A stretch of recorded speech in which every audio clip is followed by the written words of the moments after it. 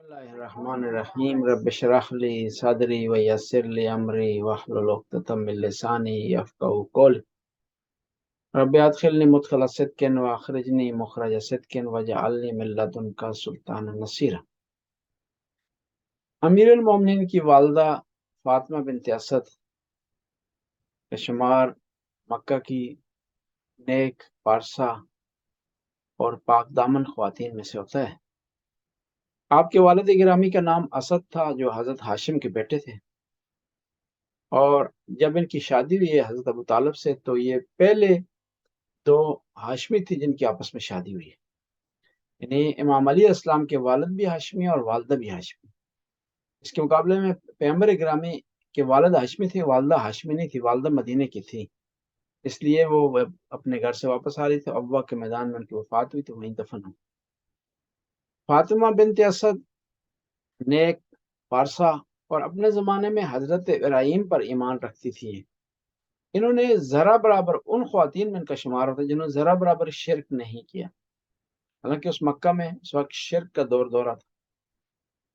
فاطمہ بنت اسد جب تشریف لائی ہیں خانہ کعبہ کے پاس، تو حضرت عباس جو پیغمبر کے چچا ہیں وہ روایت نقل کرتے ہیں، اور بہت سارے راویان ہیں، کہتے ہیں ہم نے دیکھا کہ یہ آئی ہیں خانہ خدا کے پاس، تو انہوں نے دعا کے لیے ہاتھ کھڑے کیے ہیں اور فرمایا ہے کہ خدایا میں تجھ پر ایمان رکھتی ہوں، تیری کتابوں پر ایمان رکھتی ہوں، اور تجھے واسطہ دیتی ہوں اس نبی کا جس نے اس خانہ کعبہ کو بنایا، حضرت ابراہیم، اور تجھے واسطہ دیتی ہوں میں اپنے اس مولود، اس بچے کا جو میرے شکم میں ہے، میری مشکل کو آسان فرما۔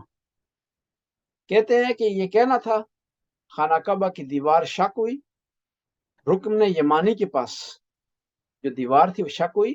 خانہ کعبہ کے 4 کونے ہیں، تو ان 4 کونوں، ہر کونے کا نام ہے۔ رکن یمانی وہ کونا ہے جو یمن کی طرف ہے، رکن عراقی جو عراق کی طرف ہے، رکن شمالی جو مدینے کی طرف ہے، اور رکن حجر اسود جس کونے میں حجر اسود ہے۔ رکن یمانی کے قریب سے دیوار شق ہوئی، بی بی خانہ کعبہ کے اندر چلی گئی۔ جو لوگ باہر سے پریشان ہو گئے، یہاں پر ابھی بی بی کھڑی تھی اور غائب ہو گئی، کہاں چلے گئی؟ بعض نے کہا کہ خانہ کعبہ کے اندر چلے گئی۔ فوراً جو ہے وہ چابی منگوائی گئی، تالا کھولنے کی کوشش کی، تالا نہیں کھولا۔ اب سارے پریشان ہیں، ظاہر ہے اچانک واقعہ ہوا ہے، اس سے پہلے کوئی کسی کے ساتھ یہ واقعہ وقوع پذیر نہیں ہو۔ کہتے سارے پریشان تھے، باہر کھڑے تھے، سوچ رہے تھے، سمجھ رہے تھے، لیکن جو ایمان والے تھے وہ مطمئن کھڑے تھے۔ کہتے 3 دن بی بی خانہ کعبہ کے اندر رہی ہیں، اور تیسرے دن جن خانہ کعبہ سے باہر آئی ہیں، اسی راستے سے جس راستے سے انٹر ہوئی تھی، تو نبی کریم استقبال کے لیے گئے ہیں۔ یہاں پر ایک نقطہ ہے، نقطہ یہ ہے کہ وہ نبی جو قرآن لینے کے لیے نہیں گیا، ہر نبی جب اس کو خدا نے کتاب دی ہے تو اس کو بلایا ہے ایک خاص جگہ پر۔ حضرت موسیٰ کو کوہ طور پر بلایا، حضرت عیسیٰ کو کوہ گلی پر بلایا، حضرت داؤد کو زبور دینے کے لیے ایک خاص جگہ پر بلایا، لیکن محمد مصطفیٰ کو نہیں بلایا۔ جبرائیل ساتھ رہے، جہاں ضرورت پڑتی رہی وہاں قرآن دیتے رہے۔ یہ وہ نبی ہے جو قرآن لینے کے لیے نہیں گیا، لیکن آج جو ہے امام المبین علی مرتضیٰ کو لینے کے لیے خانہ کعبہ کے پاس گیا۔ یہاں پر ایک نقطہ عرض کروں کہ بعض لوگ انکار کرتے ہیں اس بات کا کہ مولا کی ولادت خانہ کعبہ میں نہیں ہوئی ہے، شک ڈالتے ہیں اس میں۔ تو اہل سنت کی 2 بڑی کتابیں ہیں، صحیح مسلم اور صحیح بخاری، اور اہل سنت پہلے کہتے تھے 6 صحیح کتابیں، پھر وہ اپنے دعوے سے تھوڑا پیچھے ہٹ گئے ہیں، اب صرف 2 کو کہتے ہیں صحیح ہیں، باقی کا نام انہوں نے چینج کر دیا۔ صحیح ترمذی نہیں کہتے، صحیح ابی داؤد نہیں کہتے، صحیح سنن ابن ماجہ نہیں کہتے، بلکہ انہیں سنن ابن ماجہ کہتے ہیں، یہ جامع کہتے ہیں، یعنی ایسی کتاب جس میں جمع ہو گئی ہیں احادیث، یعنی ضروری نہیں ساری اس کی احادیث صحیح ہو۔ اور صحیح کا جو معیار ہے بخاری اور مسلم کے نزدیک وہ یہ ہے کہ جو راوی بھی کسی دوسری راوی سے روایت نقل کر رہا ہے، ضروری ہے کہ وہ مسلم یہ کہتا ہے کہ ضروری ہے کہ وہ ہم زمان ہوں، ایک زمانے میں ہوں، یعنی ہم ایج ہوں. لیکن بخاری کہتا ہے کہ ہم ایج ہونا کافی نہیں ہے، بلکہ ان کی آپس میں ایک دوسرے سے ملاقات ہوئی ہو، تو تب ہم روایت کو اتھینٹک سمجھ سکیں گے. اس کی آسان سی آپ کی خدمت میں مثال عرض کریں کہ بعض اہل سنت یہ جو روایات ہیں معراج کی کہ پیغمبر کو جسمانی معراج ہوئی ہے، اس میں خدشہ وارد کرتے ہیں، اس کو صحیح نہیں سمجھتے. ان کہتے ہیں کہ یہ معراج جو ہے وہ جسمانی نہیں ہوئی، اور روایت لاتے ہیں اس کے مقابلے میں. کہتے ہیں کہ حضرت عائشہ کی روایت ہے کہ کبھی بھی نبی کریم کا جسد مبارک، ان کا جسم مبارک جو اوجل نہیں ہوا، آنکھوں سے غائب نہیں ہوا.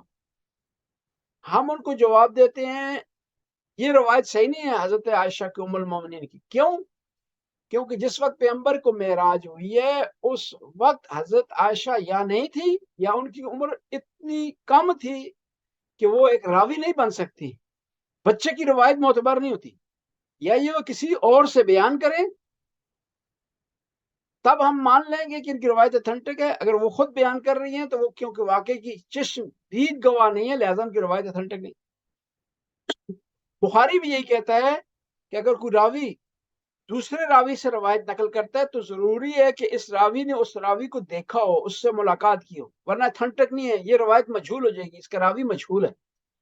یہ بہت اچھی جو ہے وہ معیار مقرر کیا ہے جناب بخاری نے احادیث کو پرکھنے کے لیے.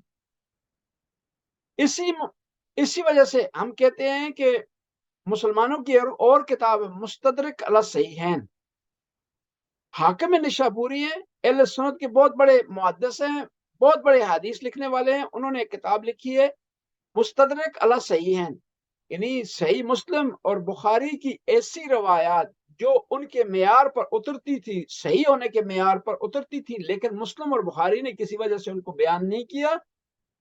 حاکم کہتا ہے میں اس کتاب میں اس کو اکٹھا کرتا ہوں. مستدرک کا معنی تدارک، کمپنسیشن، تلافی، یعنی ایسی روایات کی تلافی کر رہا ہے جو مسلم و بخاری کے معیار پر اتر رہی ہے. اس حاکم نشاپوری کی کتاب مستدرک علی الصحیحین میں لکھا ہے تواترات الروایات، روایات متواتر ہیں کہ امیر المومنین کی ولادت خانہ کعبہ کے اندر ہوئی ہے، اور نہ اس سے پہلے کسی کی ولادت خانہ کعبہ میں ہوئی ہے، اور نہ اس کے بعد کسی کی ولادت. بس امیر المومنین کا امتیاز. اس لیے تو پیغمبر نے ارشاد فرمایا مثل علی کل کعبہ، علی کی مثال کعبہ جیسی ہے. اب کعبہ کے اندر ولادت کیوں ہوئی امیر المومنین کی؟ خدا نے شرف کیوں عطا کیا؟ کیونکہ کعبہ وہ جگہ ہے جس کے بغیر کوئی عبادت قبول نہیں، جس کے بغیر ذبیحہ حلال نہیں ہوتا، جس کے بغیر نماز قبول نہیں. آپ 1000 رکعت نماز پڑھے لیکن اگر آپ کا رخ خانہ کعبہ کی طرف نہ ہو تو نمازیں آپ کی ریجیکٹ کر دی جائیں گی، وہ رد کر دی جائیں گی. اسی طرح جب کعبہ کی طرف رخ نہ ہو نمازیں ریجیکٹ کر دی جائیں گی. اسی طرح اگر دل میں علی علیہ السلام کی محبت نہ ہو، 1000 رکعت نماز پڑھی جائے، دل میں محبت نہیں علی، وہ نمازیں ریجیکٹ ہو جائیں گی. اس لیے اہل سنت کے بہت بڑے امام لکھتے ہیں یا اہل بیت النبوہ کفا بقدرکم من لم یصلی علیکم لا صلاۃ لہ، کہ آپ کی قدر و منزلت کے اتنا کافی ہے کہ جو آدمی آپ پر درود نہ پڑھے اس کی نماز ہی نہیں.